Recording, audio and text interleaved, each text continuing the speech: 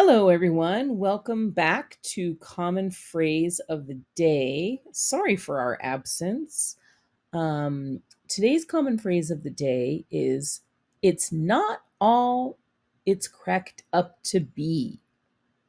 This means that something is not as good as people say or as you expected it to be.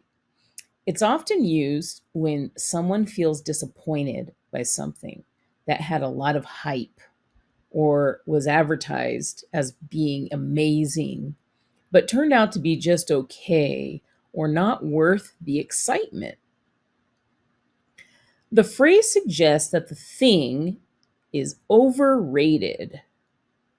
It's commonly used when expressing honest opinions about experiences, places, or things that didn't meet expectations. So here are some sample sentences. I tried the new restaurant everyone's talking about, but honestly, it's not all it's cracked up to be. The movie had great reviews, but when I watched it, it wasn't all it's cracked up to be. Some people think working from home is perfect, but it's not all it's cracked up to be.